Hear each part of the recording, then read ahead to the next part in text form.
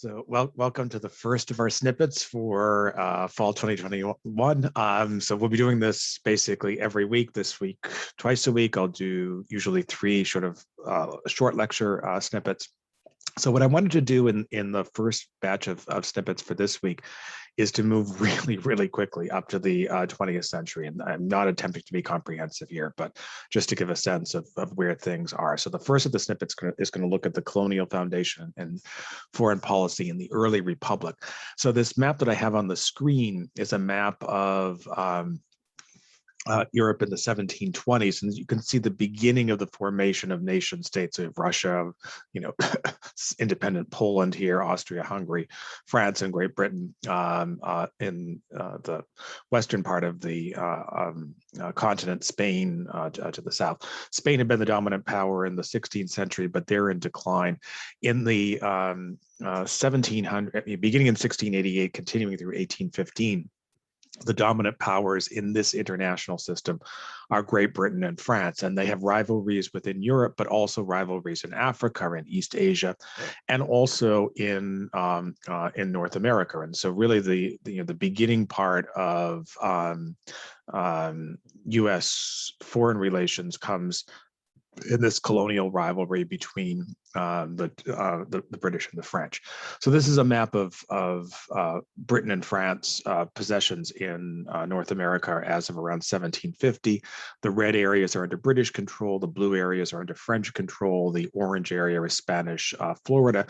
You'll note a lot of disputed territories.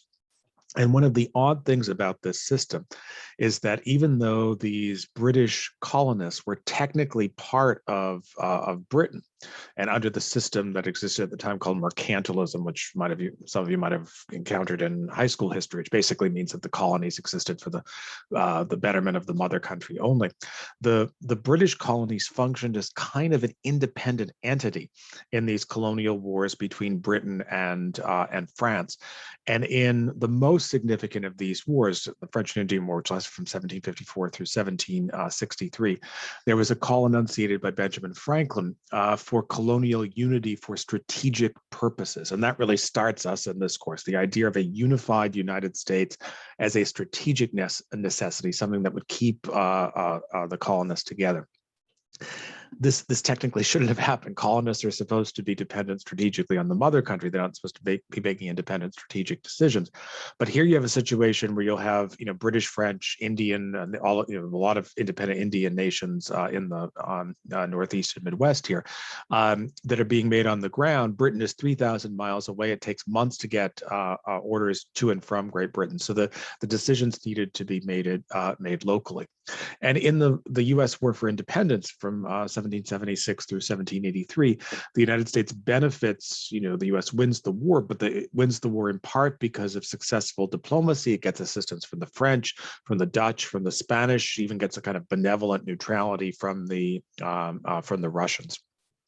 So that's the basic situation in the run up to independence. The United States is an actor in this 1700s international community, but very, very much on the fringe. North America just isn't important in this environment, and the U.S. succeeds in anti-colonial rebellion in part because it's able to attract the support of Britain's rivals, who want to sort of take Britain down a peg, even though they all have their own colonies themselves and they're not anti-colonial in any respect. So this is the independent United States after the War of Independence. The U.S. gets a significant chunk of territory. No one at the time expects this country to last. The sense is maybe the British will invade back, or maybe the Spanish. It may fall apart on its own. And so early U.S. foreign policy is in part a struggle to survive in an international system where the U.S. is really a quite weak player. Strategically, was sort of thinking of things in the news today. Think of a country like Pakistan. They're a country that's a significant nation, but no one would consider Pakistan to be the most powerful nation in the world, or South Africa or Brazil. These are countries kind of on the fringe of the international system, and that's really where the U.S. was in 1787. Britain and France are still the dominant power. Nonetheless, in the Constitution, we'll be talking a lot about Constitution and foreign affairs in this class. The framers think a lot about foreign policy, and their assumption, which turns out to be wildly incorrect, is that Congress is going to be the dominant actor on foreign affairs. So these are all of the elements from Article 1, Section 8, which is the section outlining legislative powers, that deal with foreign policy, security, military issues, and you see this whole array of powers that are granted to Congress, including this interesting one here that I've listed as item 5, to declare war. That's obvious, but also to grant letters of marque and reprisal. Marque and reprisal is a document that's given to the where the Queen in the 1600s would give a document to a pirate who might be attacking the Spanish to provide the pirate with a degree of diplomatic protection. The U.S. was not going to engage in piracy. By this point, letters of marque had become associated with the idea of undeclared war. So basically, the framers intend Congress to have the dominant power, not just in declared war, but in undeclared conflicts as well. As we all know, it hasn't quite worked out in that way. And meanwhile, the powers given to the president really are quite narrow. President shall be the commander-in-chief of the Army and Navy of the United States. Basically, that means the president gets to the civilian supremacy in the military. The president gets to order generals around, and the president will have the power, but with the advice and consent of the Senate, to make treaties, and can nominate ambassadors again with the advice and consent of the Senate. So even these presidential powers are checked by other institutions. George Washington, as we know, was the first president, keeps the country together. There is an undeclared naval war between the U.S. and France in the late 1700s, and this letter of marque clause doesn't work out as was expected. It's the president, John Adams, that dominates things. But as we move into the 19th century, the Washington-Adams party, political party, which is called the Federalist Party, dissipates and is replaced by the Jeffersonian Party, which is the origins of the modern-day Democratic Party. And Jefferson, who's one of the most important of U.S. presidents, has this idea of the U.S. as an empire for liberty. He's a supporter of expansion. When you think of that term, empire for liberty, it's a kind of self-contradictory term. But the Jeffersonian theory, which is best articulated in the Louisiana Purchase, where the U.S. Almost doubles its landmass, is basically as follows: that a democratic country can only remain functioning democratic if you have a system where people work for themselves. Jefferson is very agrarian. He wants everyone to have their own farm. That a system, a capitalist system, what we think of as a capitalist system, where a worker, is paid by someone else, or I'm paid by Brooklyn College,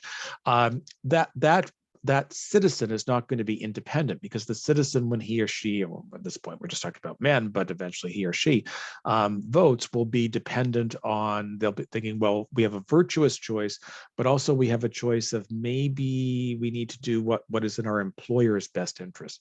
So Jefferson's idea is to constantly expand, to ensure that the U.S. will be a country where everyone has their own land, and therefore will not have economic pressures to cast their votes. This is a naive conception in many ways. For our purposes, it's most interestingly naive in that Jefferson was something of an anti-militarist and campaigned on a platform of strict constructionism, that is, limiting presidential power. And yet he was willing to expand, even though the Constitution doesn't give the president power to expand, with the Louisiana Purchase. And he also engages in an undeclared naval war against the Barbary States, countries in North Africa who were engaged in piracy, to protect American commerce in the region. So these are precedents for presidential power that are significant. And then one final point in this initial snippet, and that is a theme that we're going to be encountering a lot in this class: the intersection between domestic politics and foreign affairs. In the early 1820s, this man, John Quincy Adams, is Secretary of State. He is a former Federalist. He's the son of the former Federalist president, John Adams, but he has defected to the Jeffersonian Party. The Federalists by this point have imploded. They no longer exist. He's running for president in 1824. This is a four-way election. We've never really had a presidential election like this before or since, in which all four candidates are sort of competitive all the way around the country. All four claim to be Jeffersonian: Adams, Andrew Jackson, William Crawford, who was the Treasury Secretary, and Henry Clay, who was the Speaker of the House of Representatives. And in the run-up to the election, the South American countries declare independence from France, or eventually from Portugal, and request from Great Britain, who was the dominant power of the era, a statement of protection that they will that Britain will ensure protection against the Spanish from any Spanish attempt to reconquer the continent. Britain goes to the United States and they go to Adams. Adams is someone who's fairly friendly with the British, and say to Adams, look, why don't we do a joint British-American declaration on behalf of South American independence? Adams is okay with that in theory, but the problem is that the Federalist Party was perceived as a pro-British party. Adams is being attacked by his opponents as a toady of the Federalists. And so Adams doesn't want to do a statement just before the election in which he aligns himself with the British. And so the result is a document written by Adams, but issued by the president, James Monroe, which comes to be known as the Monroe Doctrine, in which the United States says that it is in the U.S.'s national interest to prevent the recolonization of any part of the Western Hemisphere. It wants the Europeans to stay out. And this is done not really for strategic reasons, but to protect Adams's political interest. So these patterns, a growth in presidential power, the intersection between domestic politics and foreign affairs, the U.S. on the fringe of the international system, that's really the early part of U.S. foreign relations. That ends our first snippet, and then our next snippet will look at slavery and imperialism.